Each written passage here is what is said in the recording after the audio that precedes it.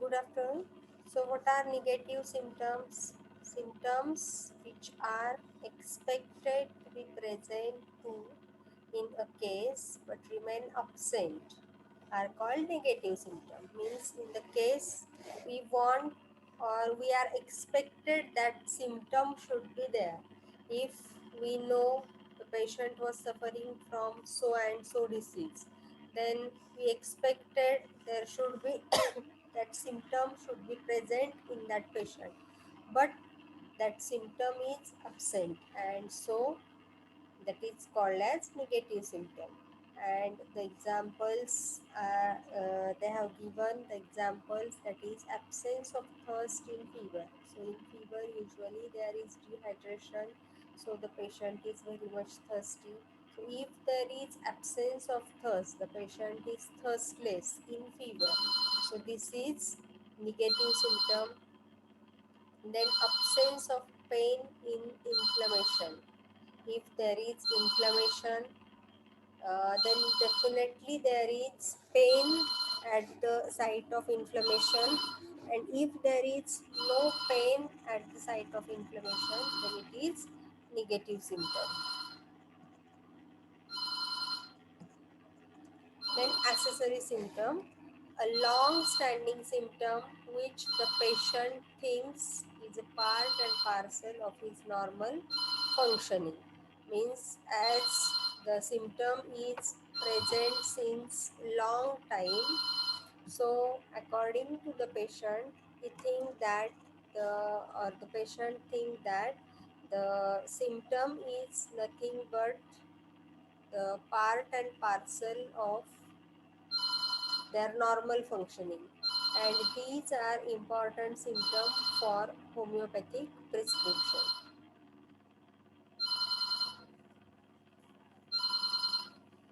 because these symptoms uh,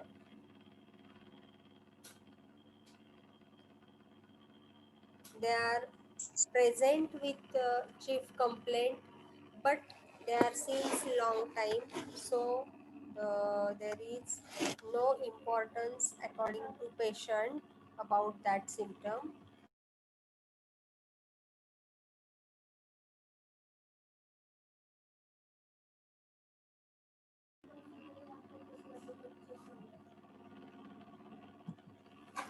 Then alternative symptoms. Symptoms which manifest the partial picture of chronic disease in one phase and are replaced by some other manifestation later are called alternating symptoms. Knowledge of these symptoms help us to obtain the complete picture of a chronic disease. So, which symptoms we called as alternating symptoms? So, the symptoms which manifest, which give us only the partial picture of the chronic disease. The picture of the chronic disease which we get, it is only in one phase, and later on, after some days, these symptoms are replaced by some other manifestations. Means the after some days we get the different symptoms. The symptom picture of the patient is quite different than the previous picture. So these are called as the alternating symptom. And to complete the totality, to complete the picture of the disease, to complete the picture of the patient's condition, these symptoms, they are very much helpful symptoms. So the knowledge of these symptoms help us to obtain the complete picture of the chronic disease. Means, for example, if the patient was suffering in suffering from cold very easily, by draft of cold air he was suffering from cold coryza, and in every winter, due to change of weather, the patient get or the patient becomes sick during the change of weather, there is definitely the patient was suffering from cold coryza. And in the summer season, the patient was suffering from any other manifestation. So this is the and this repeats every year. For example, in summer, the patient was suffering from typhoid fever every year. So these symptoms or these diseases repeat every year. So first, during the winter time when the patient visit the clinic, he was suffering from cold coryza. Then during summer season, he was suffering from typhoid. Then again in winter, he was suffering from cold coryza. So this cycle was going on years, for so many years. And the patient, when he visit to the clinic,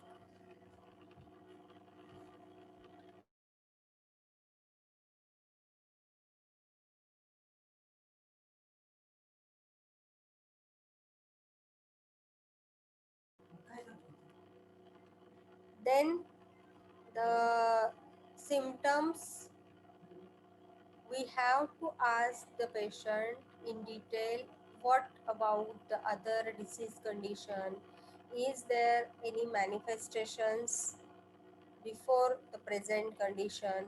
And so we have to ask all about these things, and then we get the complete picture of the disease, the complete picture of the patient, and then we can able to find out the proper constitutional medicine, proper similimum, with the help of these symptoms. So these symptoms are also very much important, especially in chronic cases. Then clinical symptom. Symptoms which are common in a disease condition are called clinical symptoms. Clinical symptom of a drug represent symptom which are not found during the proving of the drug but were found to be cured in clinical practice. So these are the symptoms which we found during practice in clinic when the patient came to visit the physician. Then whatever symptom he expressed to the physician, these are nothing but the clinical symptoms, or it is also called as the common symptom of that disease condition.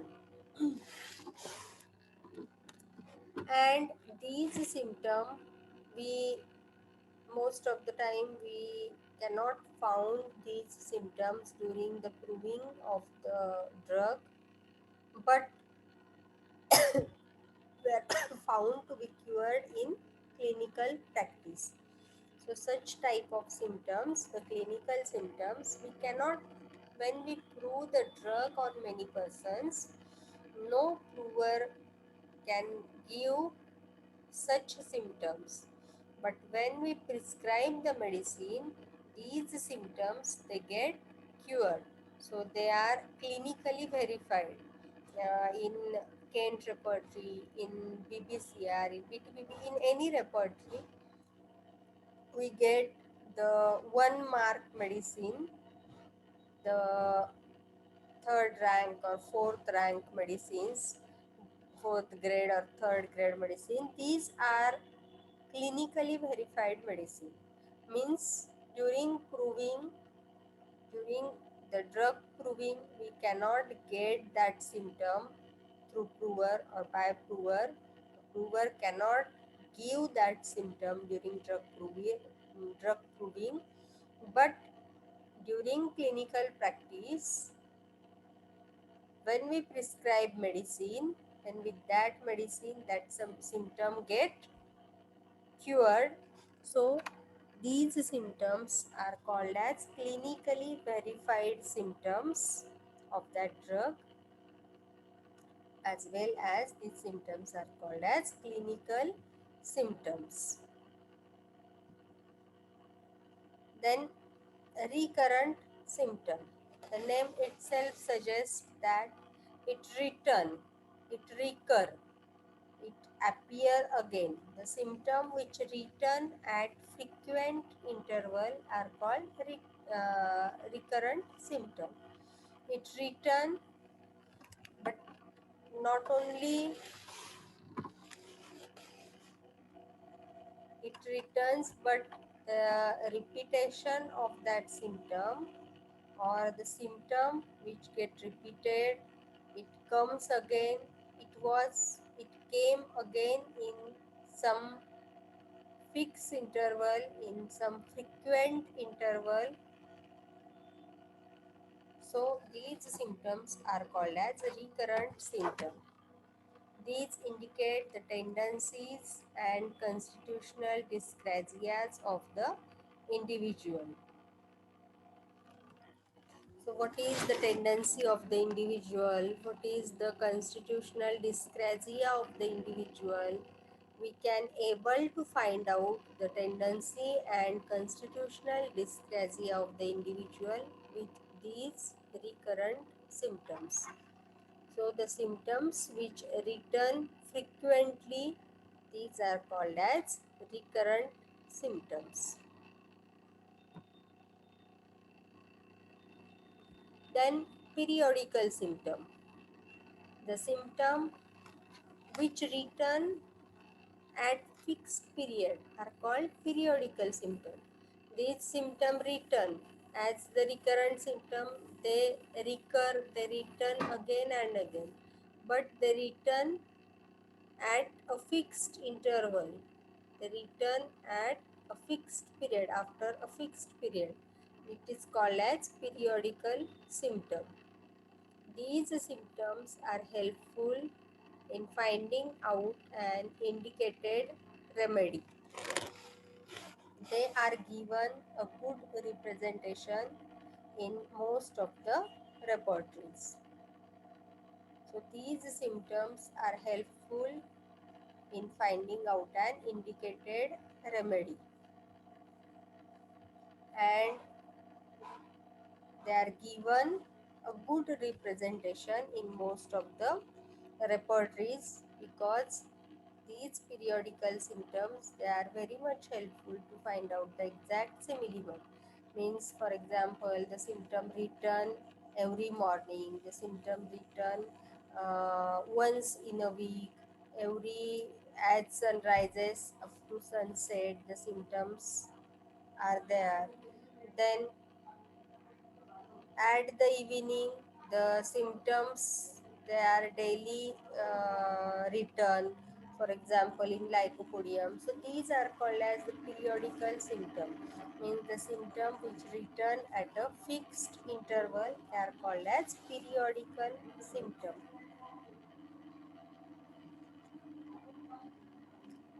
Paradoxical symptom. So what are paradoxical symptoms? The symptoms which are self-contradictory and opposite in nature but are found together are called paradoxical symptom. Means they are contradictory symptom. These symptoms are opposite symptoms, but then also we found these opposite symptoms at the same time. So these symptoms are called as paradoxical symptoms. As for example, sleepy but cannot sleep, means the patient is sleepy but he cannot able to sleep. Throat pain, better by swallowing solid food. As we know, if there is throat pain, then it was difficult to swallow anything. But then also the throat pain which the patient feel better by swallowing solid food. These are also known as contradictory symptoms.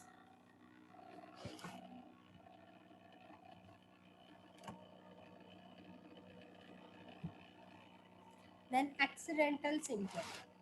Symptoms which are found prominently in person but do not fit into the totality are known as accidental symptom. These are present by chance and do not help either in understanding the phenomena of disease or informing the totality. So these symptoms, accidental symptoms, these symptoms accidentally we found in case, means they are found prominently, but we cannot take these symptoms in the totality while constructing the totality, and they are present by chance, means not necessary in that disease condition every time those symptoms should be present, and they do not help either in understanding the phenomena of disease and informing the totality. So these type of symptoms, they are not useful to understand what is the disease, as well as informing the totality also. These symptoms, they are not useful. Then pathological symptom. When a common pathological feature exists at two or more than two locations, then the feature is known as pathological general. Means what is pathological symptom? It is nothing but the disease symptom. The disease symptoms are also called as pathological symptom. And when these disease symptoms are present at the same time at two or more than two locations, then it is called as pathological general symptom. They are important for prescription by Dr. Boger's approach. So these pathological general symptoms means the symptoms which are present at two or more than two locations at the same time, then it is called as pathological general symptom. And when we prescribe according to Dr. Boger's method, according to Dr. Boger's approach, these symptoms, they are very much important. Then queer, rare, strange symptom. These are characteristic symptoms which help in individualization.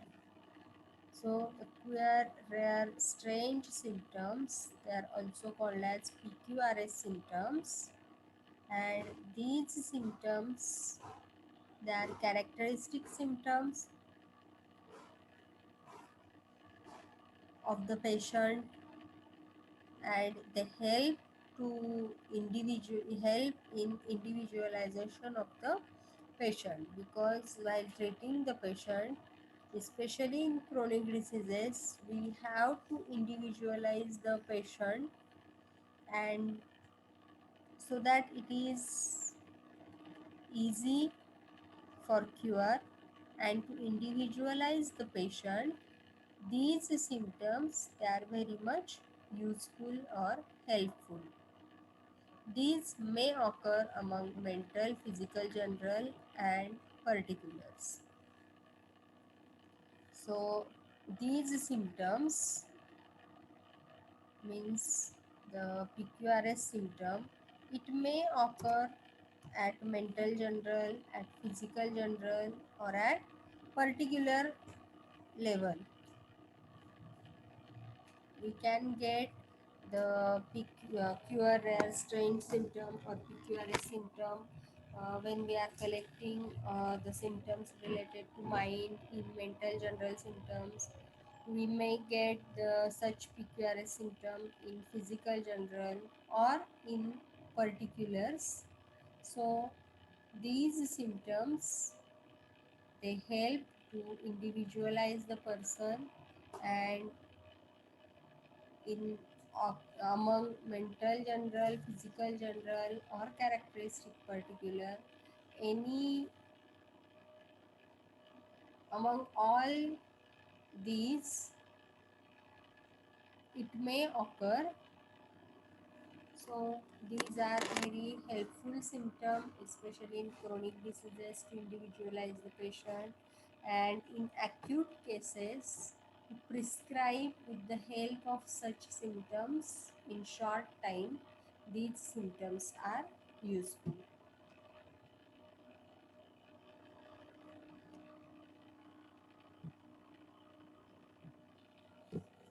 Then pathological symptom.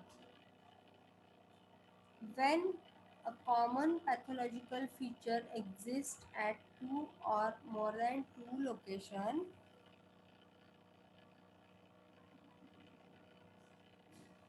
sorry, this was over.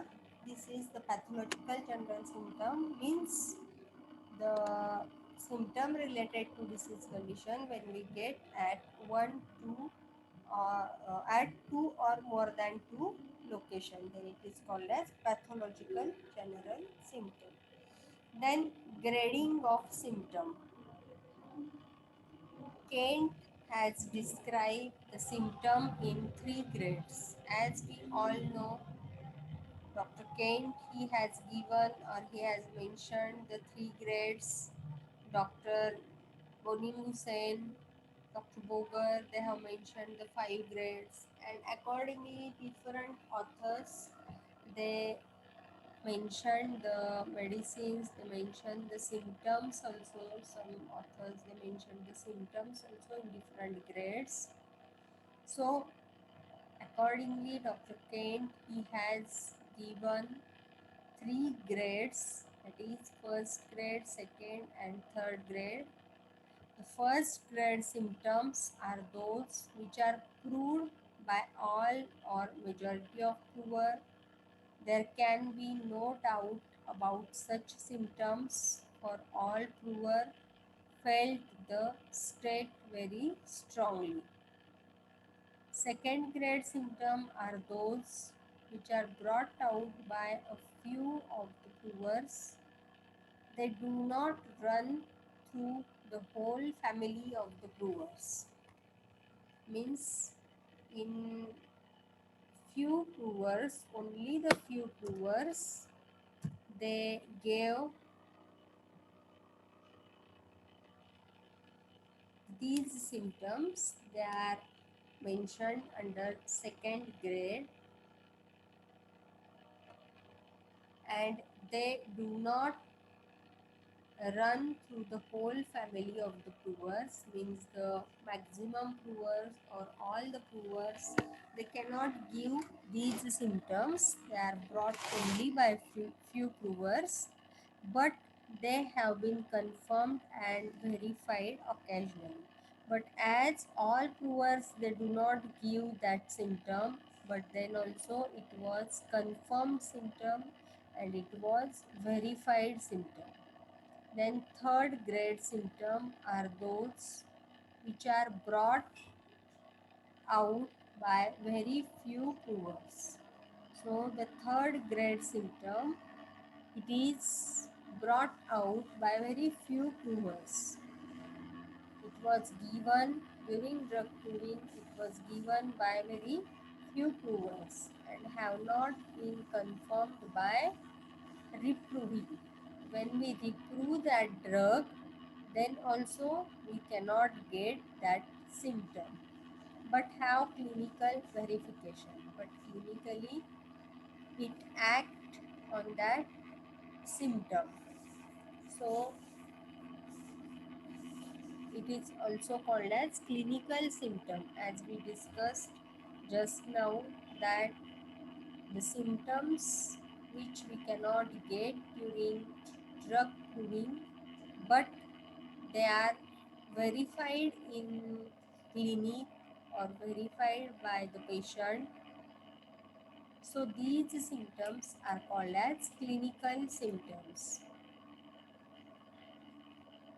A lot of Boni-Hussein's fourth grade symptom really belong to the third grade.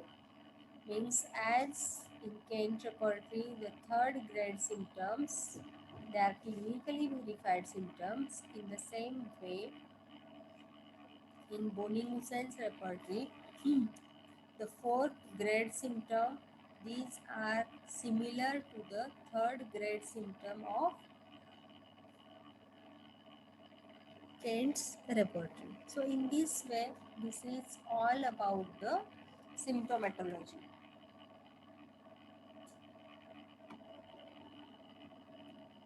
Okay, is there any queries in this topic?